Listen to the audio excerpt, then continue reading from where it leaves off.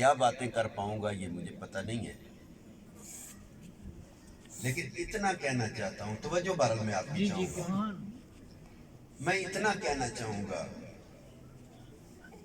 کہ حاجی صاحب میرا رب دولت نہیں دیکھتا۔ سبحان اللہ، جڑے جڑے اتھے آؤ ذرا میرے نال رہے، کیا بات کرنے لگے، میرا رب دولت نہیں دیکھتا، بے شک یہی بات، میرا رب برادری نہیں دیکھتا، ہاں کیا بات، میرا رب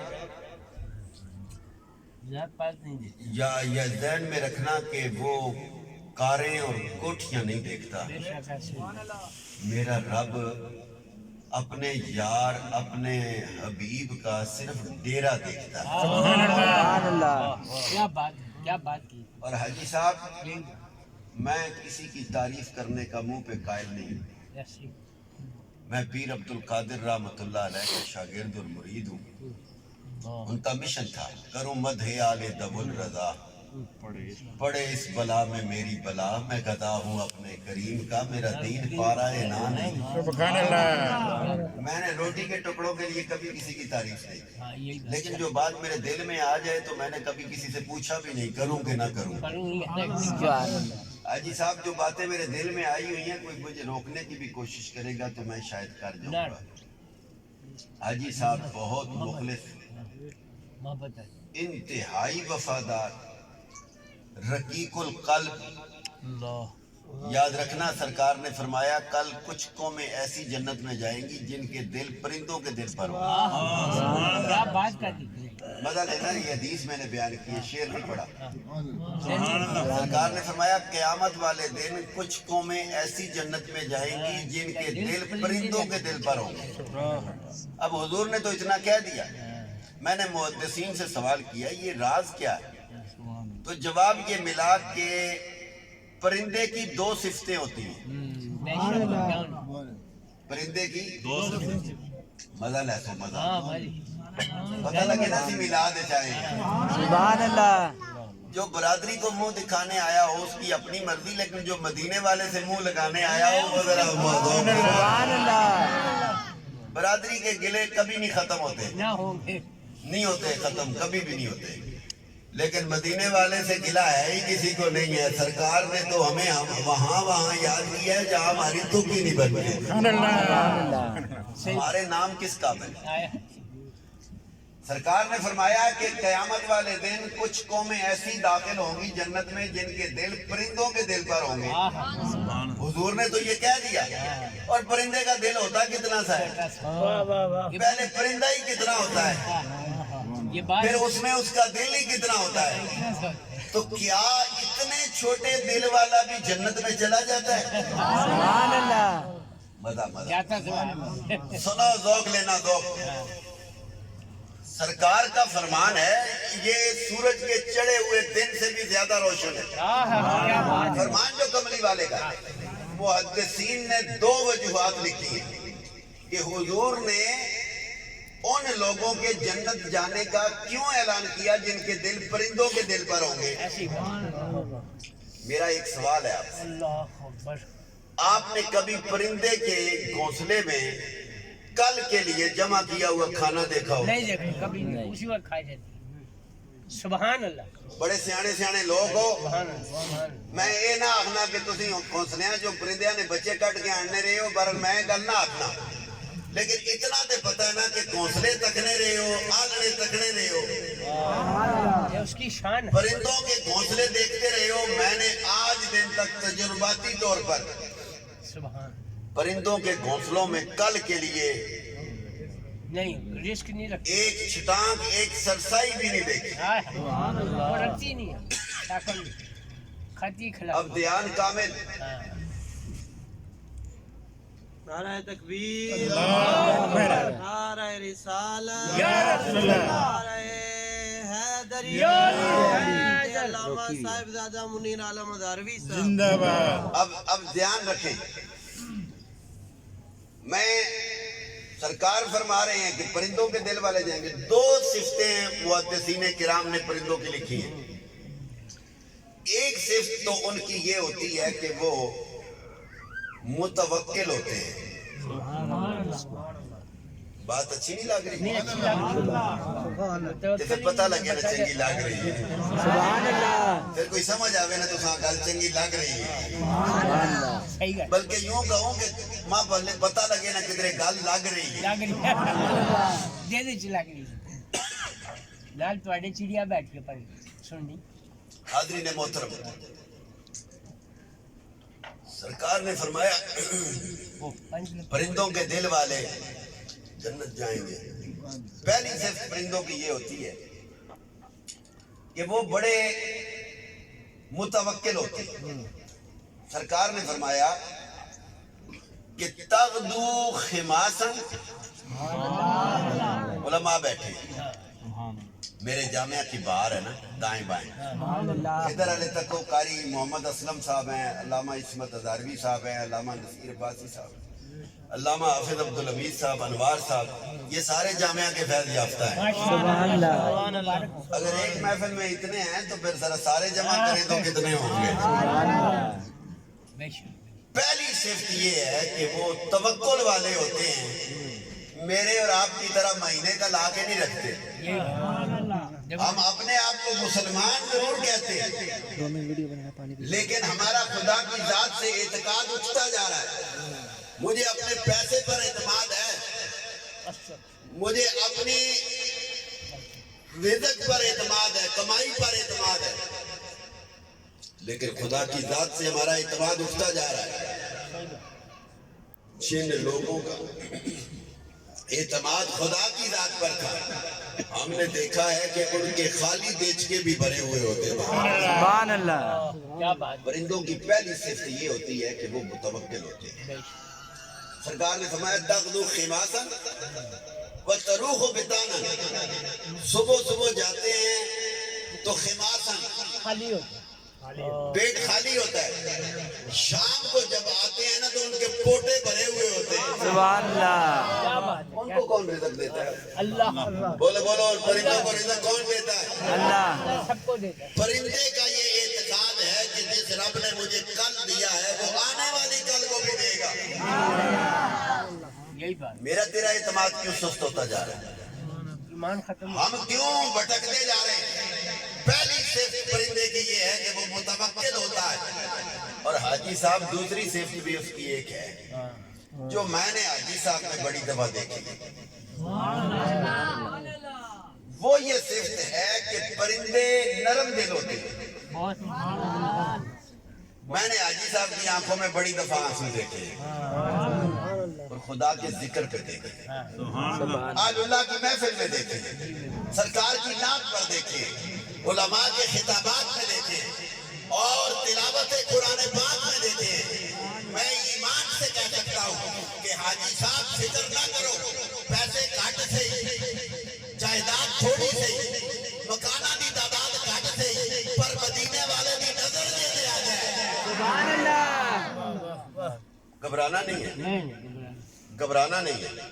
خدا کی عزت کی قسم ہے، بلال کو میں نے بکتا بکتا بکتا بکتا بکتا منڈیوں میں فروخت ہوتا ہوتا مکے کی منڈی میں بکتا، پھر صدیق کی خریداری، پھر خریداری کے بعد حضور کے قدموں پہ جا کے قربان کرنا، سبحان اللہ پھر وہ فتح مکہ کا منظر۔ خدا کی عزت کی قسم، مدینے والا تو بڑا مہربان ہے۔ مجھے تو وہ بات یاد آ رہی ہے کہ سرکار نے ایک دفعہ عثمان بن ابی طلحہ سے کہا کہ یہ مجھے چابی دے دو کعبے کی، میں اندر جا کے نماز پڑھنا چاہتا ہوں، اللہ اللہ کرنا۔ اس نے کہا نہیں دیتا۔ جب حضور مکہ فتح کر کے آئے نا سبحان اللہ کیوں نہیں تو کہا لے آؤ چابی۔ آج کون روکتا مدینے والے کو مکے آ کر کعبے کے اندر جانے سے؟ سبحان اللہ یہ رب کے رنگ ہیں، مت سمجھو کہ تمہارا ایک رنگ ہے۔ اگر آج بادشاہ ہو تو میرا رب کل تمہیں فقیر بنا دے گا، اور اگر آج فقیر ہو تو کل سلطان بنا دے گا۔ سبحان اللہ اس لیے اس رنگ میں بیٹھا کرو، مت گھمنڈ میں آیا کرو۔ گھمنڈ میں آنا یہ بندے کا کام نہیں ہے، یہ فرعونیت ہے، یہ انانیت ہے، اور مٹ مٹ کے رہنا یہ بندے کی صفت ہوتی ہے۔ یاد رکھنا، انسان کو بنایا گیا مٹی سے، ایسے ہی اور مٹی کی فطرت مٹی میں ملنا ہوتا ہے۔ بچوں میں کوئی تکبر نہیں ہوتا. پتہ ہے کیوں نہیں ہوتا؟ وہ مٹی میں کھیلتے ہیں. اور جب ہم مٹی جھاڑنا شروع کر دیتے ہیں نا اس وقت تکبر آنا شروع ہو جاتا ہے. یا کالر یہ ہماری عادت بگڑتی جا رہی ہے. اس لیے پہلی صفت پرندے کی متوکل ہونا ہے اور دوسری صفت پرندے کی یہ ہے کہ وہ رقیق القلب ہوتا ہے. اور میرا مدینے والا تو کسی کا ادھار نہیں چھوڑتا. عثمان سے ایک دفعہ حضور نے چابی، اور یہ آج دن تک کعبے کی چابی حضرت عثمان کے اولاد کے پاس ہے. آج دن تک کعبے کی چابی، آج دن تک کعبے کی چابی انہی کے نسل میں ملتی. پتہ ہے یہ وہ ہے نا جنہوں نے حضور کو چابی نہیں دی تھی. یہ وہ ہے جنہوں نے حضور کو چابی نہیں دی تھی. لیکن جب حضور مکے آئے، مکہ فتح ہو گیا، سرکار جانے لگے کعبے کے اندر عبادت کے لیے. کہا چابی لے آؤ. عثمان سے چابی لائی گئی. عثمان کے جسم پہ کپ کپی تاری ہے. عثمان کے جسم پر کپ کپی تاری ہے کہ آج بدلہ لیا جائے گا. اور آج اگر چابی لے لی گئی تو قیامت تک ہمیں چابی ملنے والی نہیں ہے. میرے آقا کریم علیہ السلام نے کعبے میں جا کر رب کی عبادت کی اور پھر اعلان کیا کدھر ہے عثمان؟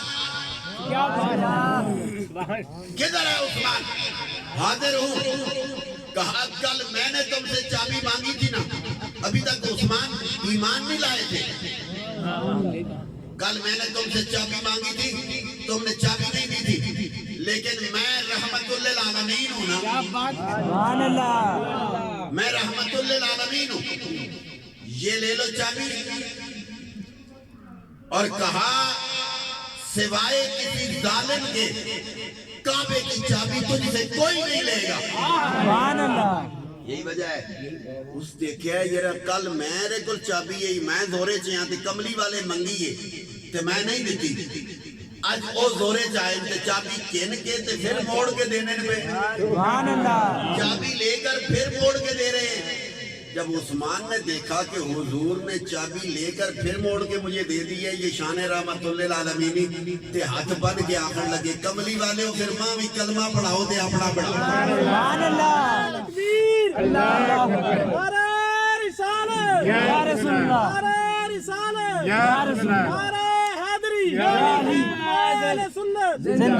اور ایک بات سن لو، خدا کی عزت کی قسم، میرے مصطفیٰ کریم علیہ السلام اپنے غلاموں کو بدلہ دینے میں رب کی بارگاہ سے دیر ہی نہیں کرتے. مجھے وہ واقعہ یاد آ رہا ہے، میرا دل کرتا ہے میں حافظ عبدالحمید صاحب کے لیے یہ بات سناؤں گا. انہوں نے خیبر کے واقعات بہت بیان بھی کیے ہوں گے. میں ایک واقعہ سناتا ہوں آپ کو. جب حضور علیہ السلام خیبر میں تشریف لے گئے نا، اور وہاں کئی دن تک آپ نے وہاں پڑاؤ رکھا، لڑائی ہوتی رہی، بڑے دن تک قلعہ فتح نہیں ہو رہا تھا. پھر آخر کس نے فتح کیا؟ یہ باتیں سنی ہوئی ہیں آپ نے. خیبر کا قلعہ کس نے فتح کیا تھا؟ تو سارے نہیں پتا. خیبر کی فتح کا سہرا کس کے سر تھا؟ مولا علی کے. خفا نہ ہوئے ہو بھائی، جو سعادت جس کو رب دے بھائی میں اور آپ تو واپس نہیں لے سکتے. لیکن یہ باتیں آپ نے سنی ہیں. میں ایک اور بات کرتا ہوں. خیبر میں حضور علیہ السلام نے کئی دن تک پڑاؤ رکھا. ادھر ایک غلام تھا جو روز بکریاں چراتا تھا. چراتا کسی یہودی کی تھا. چراتا کسی یہودی کی تھا.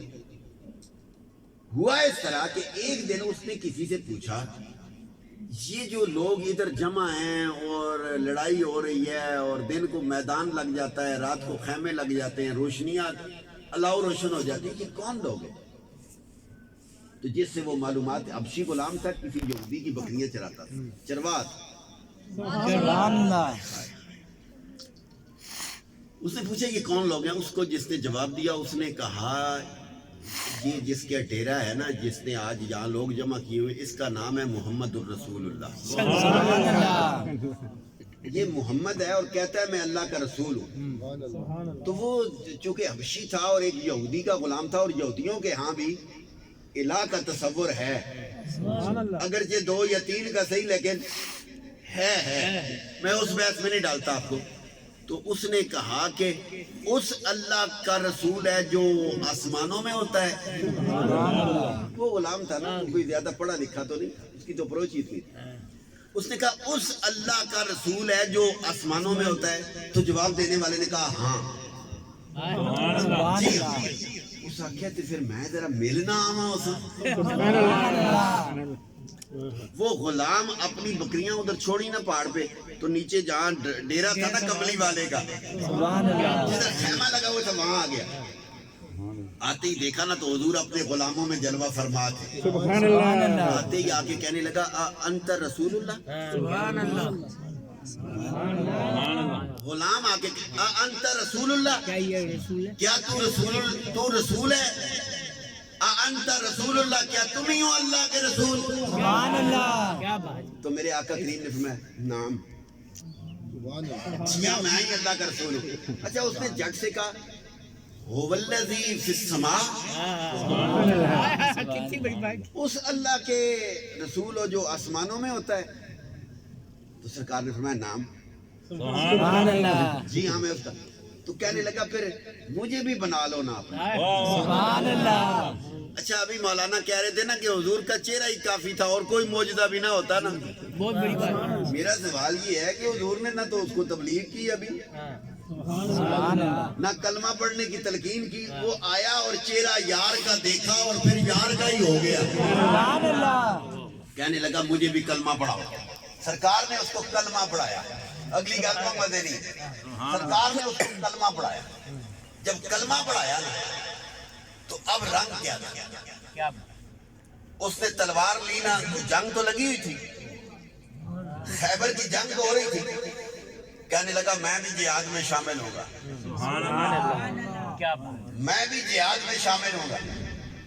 جہاد میں شامل ہونے سے پہلے اس کو خیال آیا میں بکریاں چھوڑ آئے ہیں, وہ میری ہیں بھی نہیں, ہیں بھی کسی کی.